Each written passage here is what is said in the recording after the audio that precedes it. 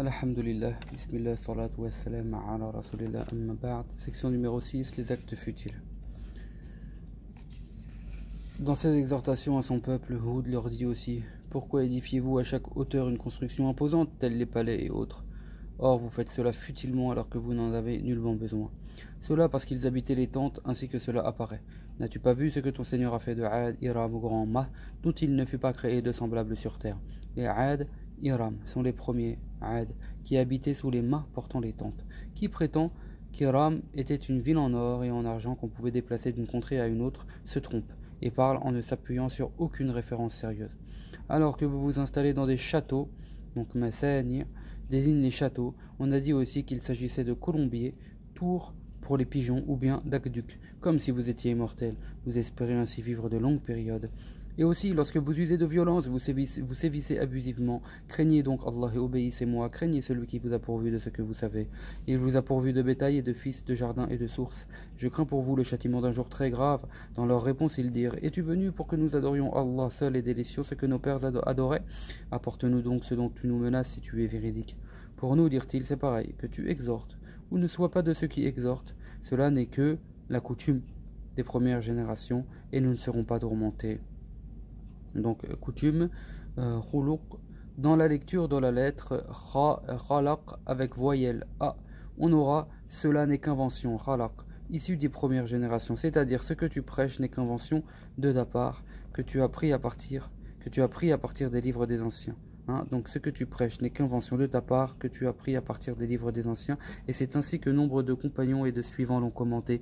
Pour ce qui est de la lecture du ra avec la voyelle ou, on aura cela n'est que la coutume, khuluq, des premières générations, c'est-à-dire cette religion que nous suivons n'est que la religion de nos pères et aïeux. Nous ne la délaisserons pas et ne changerons pas, nous y resterons fidèles.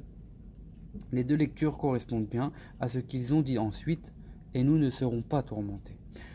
Section numéro 7, les tourments inéluctables. Bien évidemment, ils vont être tourmentés. Voilà, dit-il, qu'un tourment et un courroux de votre Seigneur sont inéluctables contre vous. Est-ce que vous me contredisez pour des noms, donc des idoles, que vous avez vous-même donnés, ainsi que vos pères, et pour lesquels Allah n'a fait descendre aucune autorité? Attendez donc, je suis en même temps que vous de ceux qui attendent. Par vos dires, vous avez mérité le châtiment et la colère d'Allah. Opposez-vous à l'adoration d'Allah seul, sans associer l'adoration d'idoles que vous avez façonnées et nommées vous-même ainsi que vos pères comme divinités. Allah n'a fait descendre pour celle-ci aucune autorité. Il n'a rien révélé pour appuyer ce que vous avez suivi. Du fait que vous refusez la vérité et vous obstinez dans ce qui est faux, attendez maintenant le châtiment d'Allah contre vous. Seigneur, dit-il, secours-moi en raison de ce qu'ils m'ont démenti. Sous peu, dit-il, ils seront pris de remords. Ainsi le cri terrible les saisit par la vérité, et nous fîmes d'eux des résidus desséchés, que soit éloigné le peuple injuste. Es-tu venu, dirent-ils, pour nous détourner de nos idoles? Apporte-nous donc ce dont tu nous menaces si tu es véridique. La connaissance, dit-il, n'est qu'auprès d'Allah, et je vous transmets ce avec quoi j'ai été envoyé. Mais je vois que vous vous montrez insensés. Lorsqu'ils virent le nuage, sur tout l'horizon, venir vers leur vallée, ils dirent: voilà le nuage, nous apportons la pluie. Non, c'est plutôt ce dont vous avez hâté la venue, un vent portant un tourment douloureux. Il détruit toutes choses par l'ordre de son Seigneur. Et au matin, on ne voyait que leur habitation. Ainsi, nous châtions le peuple des criminels. Section numéro 8. Le vent funeste. Le récit de leur anéantissement a été mentionné dans plus d'un verset. Nous l'avons sauvé, et ce avec lui par une grâce venant de nous, et avons anéanti totalement ceux qui ont démenti nos signes. Ils n'étaient pas croyants. Lorsque notre châtiment arriva, nous avons sauvé Hud, et ceux qui avaient cru avec lui par une grâce venant de nous, et les avons sauvés d'un tourment rigoureux. Tels étaient les Ad, ils ont nié les signes de leur Seigneur, désobéi à ses messagers et suivi l'exemple de tout arrogant contradicteur.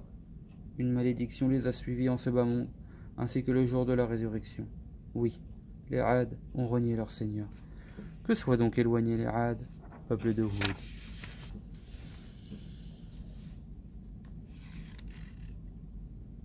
Ainsi le cri terrible est saisi par la vérité et nous fîmes d'eux des résidus desséchés que soit éloigné le peuple injuste. Ils le démentirent et nous les avons anéantis. En cela il y a un signe, mais la plupart d'entre eux ne sont pas croyants. Et certes ton Seigneur est le glorieux, le miséricordieux. Lorsqu'ils virent le nuage sur tout l'horizon venir vers leur vallée, ils dirent voilà les nuages, nous apportons la pluie. Non, c'est plutôt ce dont vous avez hâté la venue, un vent portant un tourment douloureux. Donc leur châtiment avait débuté, alors qu'ils connaissaient la sécheresse depuis une longue période.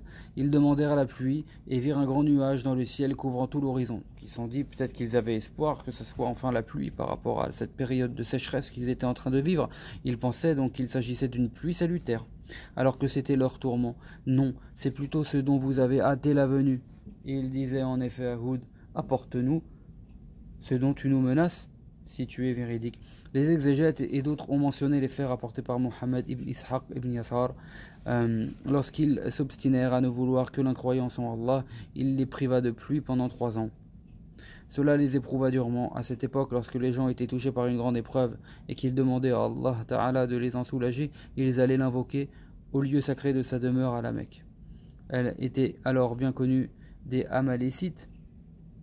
Donc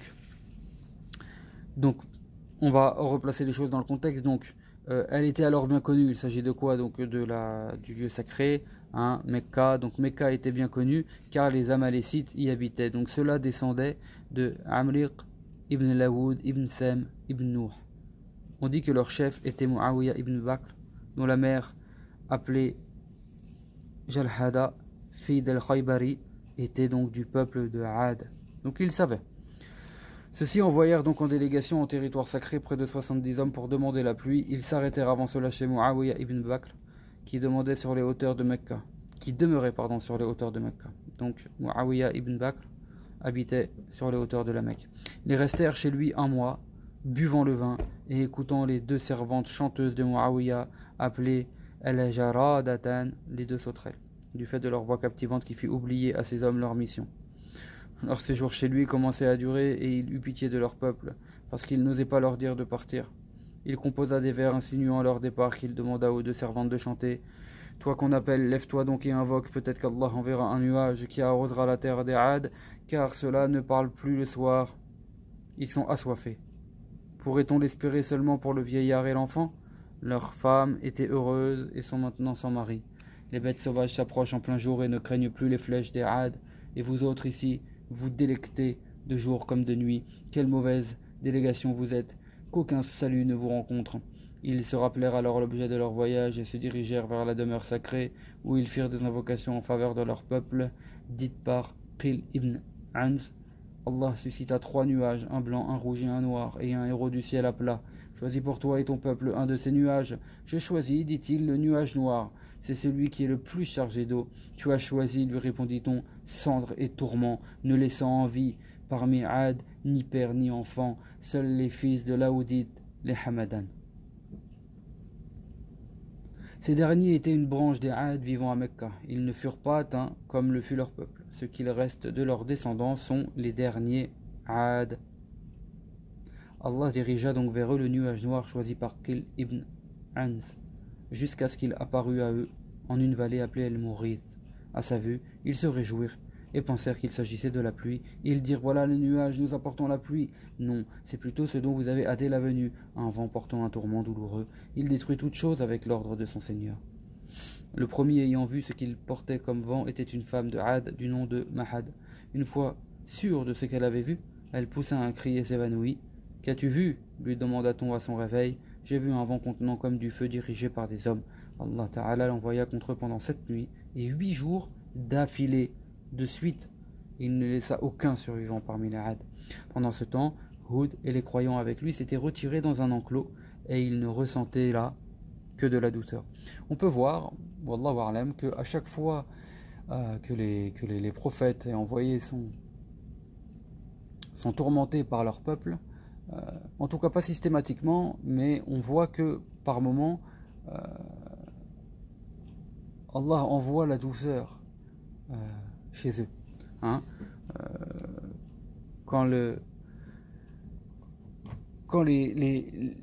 kuffars qui adoraient les statues Parmi le peuple d'Ibrahim alayhi salam ont voulu lui nuire, donc Allah a fait en sorte que quand il mit Ibrahim au feu, donc quand les polythéistes mirent Ibrahim au feu, que le feu soit fraîcheur, hein, soit pour ce feu une fraîcheur salutaire. Et donc là on voit que quand maintenant le tourment atteint donc les polythéistes parmi le peuple de Houd, eh bien Houd et les croyants étaient dans un enclos et ils ne ressentaient que de la douceur, pendant que les autres étaient châtiés. Alors certes, les deux situations ne sont pas tout à fait comparables, mais il s'avère que dans les deux cas, il y eut une certaine douceur envoyée par Allah. Wallahu a'lam. Ce vent soulevait Aad entre ciel et terre et les fracassés de pierre, d'après Ibn Ishaq. Section numéro 9, les premiers Aad et les derniers. Ce récit peut en fait concerner l'anéantissement des derniers Aad, car la Mecque y est mentionnée. En effet, celle-ci ne fut bâtie qu'après Ibrahim, lorsqu'il y installa Hajar et son fils Ismaïl, et que les Jurhum s'installèrent ensuite auprès de ceux-ci, comme il en sera question. Or, les premiers Aad ont vécu avant Ibrahim. De plus, les vers de Muawiyah ibn Bakr y sont mentionnés. Ceux-ci ont été composés après l'époque des premiers Aad et ne ressemblent pas aux paroles des anciens. Le récit contient aussi la mention d'un nuage portant des flammes de feu alors que les premiers Aad furent anéantis par un vent glacial, comme l'ont affirmé les compagnons Ibn Mas'ud et Ibn Abbas, ainsi que nombre d'imams parmi les suivants. Tu y vois les gens abattus comme s'ils étaient des troncs de palmiers vides. Il les a comparés aux troncs de palmiers sans leurs palmes, car le vent les soulevait dans l'air, puis les faisait choir la tête en bas si fort que celle-ci se détachait du corps. Il ne restait plus alors qu'un corps sans tête. Subhanallah. Nous avons envoyé contre eux un vent glacial et fracassant en un jour funeste sans répit. Il a arraché les gens, les laissant comme troncs vides de palmiers. C'était un jour funeste et sans répit contre eux. Affirmer donc que ce jour était un mercredi et en tirer mauvais présage est donc une erreur qui contredit le Coran. Nous envoyâmes contre eux un vent glacial et fracassant pendant des jours funestes. Il s'agissait de 8 jours successifs. S'ils étaient funestes en eux-mêmes, les 7 jours le seraient tous, mais ils l'ont été pour les Aad. Et dans le récit de Aad, lorsque nous avons envoyé contre le vent stérile, un vent qui ne produit rien de bon, qui ne fait pas mouvoir de nuages ou féconder les végétaux, il ne laissait rien qu'il n'atteignait sans le rendre comme de la cendre. D'après Ibn Abbas, radiallahu anhu, le messager d'Allah, sallallahu alayhi wa sallam, a dit j'ai été soutenu par le vent d'Est, et les Aad ont été anéantis par le vent d'Ouest. Rapporté dans les deux Sahih. Mentionne le frère des Aad lorsqu'il avertit son peuple à Al-Ahqaf, alors que les messagers avertisseurs sont venus avant lui et après. Ce qui apparaît, c'est que ces Aad sont les Aad antérieurs. Le contenu du passage ressemble en effet à ce qui concerne le peuple de Houd, les premiers Aad. Cependant, il est possible qu'il désigne ici les Aad postérieurs. Cela est étayé par ce que nous avons évoqué plus haut et ce qui sera mentionné du hadith relaté par Aïcha radiallahu anha. Lorsqu'ils virent le nuage sur tout l'horizon venir vers leur vallée, ils dirent voilà le nuage nous apportant la pluie. Non, c'est plutôt ce dont vous avez hâté la venue, un vent portant un tourment douloureux. Il est possible pour cette sourate que ce tourment ait été le vent glacial et violent qui dura 7 nuits et 8 jours et ne laissa pas de survivants. Il les poursuivait même jusque dans la grotte, ou jusque dans les grottes, d'où il les extrayait. Il faisait effondrer sur eux leurs grandes constructions et leurs châteaux. Auparavant, ils tiraient orgueil de leur force et disaient « Qui a plus de force que nous ?» Allah a ainsi déchaîné contre eux ce qui était plus fort qu'eux, un vent stérile. Il est possible aussi que ce vent ait déplacé à la fin un nuage. Les derniers survivants des Aad ont pensé alors qu'il s'agissait d'un nuage de grâce secourant les rescapés. En réalité, Allah Ta'ala l'envoya plein de flammes et de feu. Nombreux sont ceux qui l'ont évoqué ainsi. Cela serait alors comparable à ce qui a atteint les damnés de la masse ombreuse parmi les Madians. Ainsi, le vent froid et le tourment du feu furent réunis contre eux. C'était le châtiment le plus pénible, réunissant les supplices opposés, en plus du cri terrible mentionné dans la sourate Al-Mu'minun. Wallahu a'lam. D'après Ibn Omar, radiallahu anhu, le messager d'Allah, sallallahu alayhi wa sallam, a dit Allah n'a laissé ouvert pour le vent qui a anéanti Ad qu'une ouverture semblable à la place d'une bague. Il passa d'abord chez eux, qui vivaient loin de la ville, et les porta avec leurs troupeaux et leurs biens entre ciel et terre. Lorsque les citadins de Ad virent ainsi le vent, ils dirent: voilà le nuage nous apportant la pluie. Le vent jeta alors les Bédouins et leurs troupeaux sur les citadins. Rapporté par Ibn Abi Hatim. Plus explicite encore est le hadith d'après Aïcha radiallahu anha qui a relaté: lorsque le vent devenait violent, le messager d'Allah sallallahu alayhi wa sallam disait: mon Dieu, je te demande son bienfait et le bien qu'il y a en lui, et le meilleur de ceux avec quoi il a été envoyé. Je me réfugie auprès de toi contre son mal, le mal qui est en lui, et le mal avec lequel il a été envoyé. Lorsque le ciel se couvrait du nuage, son visage pâlissait, il entrait, sortait, allait, venait. S'il pleuvait, alors il s'apaisait. Aïcha radiallahu anha l'avait remarqué et lui posa la question.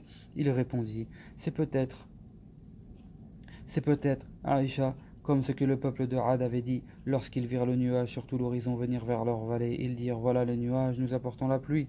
Subhanallah, rapporté par Muslim. Autre hadith, Aïcha radiallahu anha relaté: je n'ai pas vu le messager d'Allah sallallahu alayhi wa sallam rire aux éclats au point de laisser apparaître sa luette, seulement il souriait. Lorsqu'il voyait le ciel couvert de nuages ou le vent, cela se reconnaissait à son visage. Elle dit: Ya Rasulullah, les gens, quand ils voient les nuages, se réjouissent, espérant qu'ils portent la pluie, alors que je remarque le souci sur ton visage quand tu les vois. Aïcha radiallahu anha, répondit-il. Répondit-il. C'est toujours la suite du récit. Qu'est-ce qui me garantit qu'il ne porte pas le tourment? Un peuple a été châtié par le vent et un autre peuple a vu le châtiment et a dit alors: voilà le nuage nous apportant la pluie. Rapporté par Ahmed. Ce hadith est explicite sur le fait que les deux récits sont distincts. Comme nous en avons fait allusion plus haut, à partir de cela, on peut dire que le récit évoqué dans la sourate Al-Ahqaf concerne les faits propres aux Ad postérieurs et que les autres passages du Coran concernent les premiers Ad. Wallahu a'lam. Il a été question du pèlerinage de Hud lors de la mention de Nuh. On relate de l'émir des croyants, Ali ibn Abi Talib, qu'il mentionna la description de la tombe de Hud au Yémen. D'autres sont d'avis que celle-ci se trouve à Damas. Certains prétendent même qu'elle se trouve dans sa grande mosquée, donc appelée la mosquée des Umayyad, à un côté du mur de la Qibla. Wallahu a'lam. Subhanakallahumma wa bihamdik, ashhadu an la ilaha illa anta, astaghfiruka wa atubu ilayk.